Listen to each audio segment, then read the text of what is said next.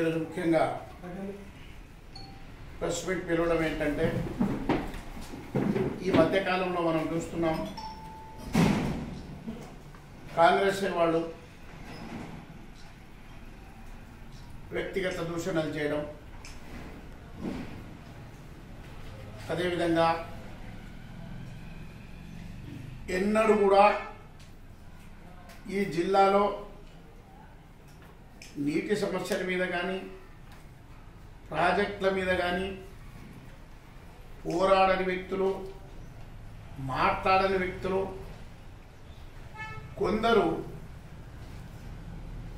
న్యాయయాత్ర చేస్తున్నారు.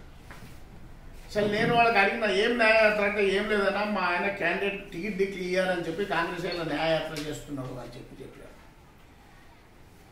ఆయనకు ఇచ్చే అవకాశం లేదట, అందుకని చెప్పేసి నేనే న్యాయమైన నాకు ఇవ్వాలి, నేను న్యాయయాత్ర చేస్తా అని చెప్పి న్యాయయాత్ర చేస్తున్నాను.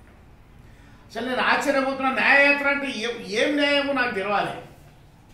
న్యాయం చేయాల్సింది మీరే చేసింది, ఇప్పుడు మీరే సీఎం. నేను కాంగ్రెస్ వాళ్ళకి అడిగేది ఏంటంటే, అయ్యా మీ న్యాయయాత్ర చేసే ముందు ఈ ఎలక్షన్ నోటిఫికేషన్ వచ్చే ముందు 6 గ్యారెంటీలు పూర్తి చేస్తేనే మీకు ఓట్లు అడిగే హక్కు ఉన్నది, లేకుంటే మీకు ఓట్లు అడిగే హక్కు లేదని చెప్పేసి మనం చేస్తున్నాం. కాబట్టి ఏదో రెచ్చగొట్టే మాటలు మాట్లాడి, ఏదో జూట మాట్లాడి పబ్బం గడుపుకోవాలంటే ఎవరు కూడా దానికి సిద్ధంగా లేరనే విషయాన్ని గమనించాల్సిన అవసరం ఉంది. జిల్లా, ఈ జిల్లాలోనే మొదటి మున్సిపాలిటీ నారాయణపేట ఒక్కటే cosmopolitan city. Marathi, Telugu, English, Urdu high schools ఉన్నటువంటి నారాయణపేట, అన్ని భాషలకు నిలయం ఉన్నటువంటి ఇది లోకపల్లి లక్ష్మమ్మ యొక్క సంస్థానము. కాబట్టి నేను మనవి చేస్తున్నా, ఇది అనవసరమైనటువంటి వార్తలు పేపర్లో వస్తున్నాయి, దాన్ని నేను తీవ్రంగా ఖండిస్తున్నాను. ఒకవేళ ఆ పరిస్థితి ఉంటే, ఆ పరిస్థితి వస్తే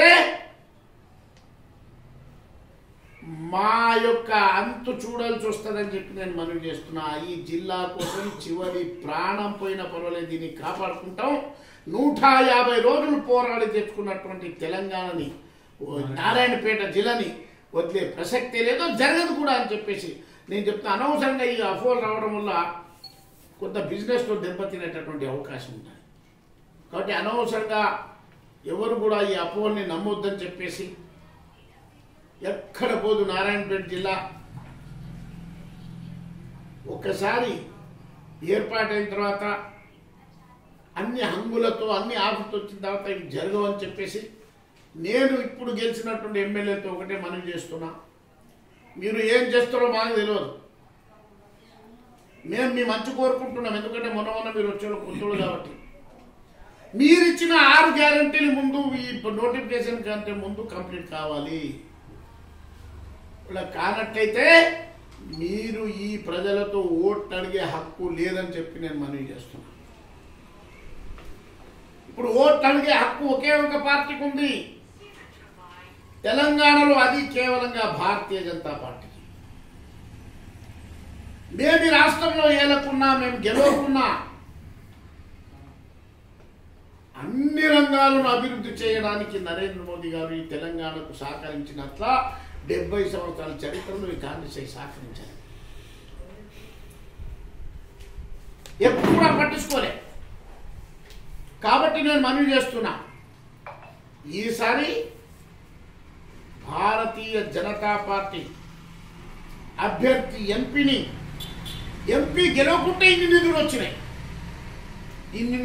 ఇన్ని సండాసులు వచ్చినాయి, ఇన్ని గ్రామీణ సడక్ యోజన కింద వచ్చినాయి, ఇన్ని రహదారులు వస్తాయి. మనకు కూడా మర్కెల్ యాదగిరి రోడ్డు హైవే కూడా అయిపోయింది. రైల్వే లైన్ మీకు తెలుసు, రైల్వే శాంక్షన్ ఆయన ఎప్పుడు నువ్వు ఏది రాలేదన్నాడు. అంటే ఆయన సపరేట్ బడ్జెట్ ఉంది, ఇప్పుడు రైల్వే బడ్జెట్ సపరేట్ లేదు, దీంట్లో ఒకే దాంట్లో ఉంటుంది. ఆల్రెడీ సర్వే కోసం శాంక్షన్ చేసిన విషయం మనకు అందరూ తెలుసు. సర్వే అయిన తర్వాత డిపిఆర్ తయారైన తర్వాత దానికి ఒక బడ్జెట్లో పెట్టాల్సి వస్తుంది. డిపిఆర్ తయారైన పెట్టాలి, ఒక పద్ధతి, ఒక సిస్టమ్ ఉన్నది. దానికి బరాబర్ దాన్ని అయిపోయింది. అది సర్వే కూడా జరుగుతా డిపిఆర్ తగిన వెంటనే ఖచ్చితంగా ఈ కృష్ణా వికారాబాద్ రైల్వే లైన్ పూర్తవుతుంది. నేను మనవి చేస్తున్నా ఇప్పుడు కూడా అరే నాయన సైనిక్ స్కూల్ కోసం జగ చూపెట్టకుండా ఈరోజు పూర్తి దామరగిద్దలో 5,000 గోశాలను ఏర్పాటు చేస్తామంటే జగ ఇవ్వకుండా పూర్తి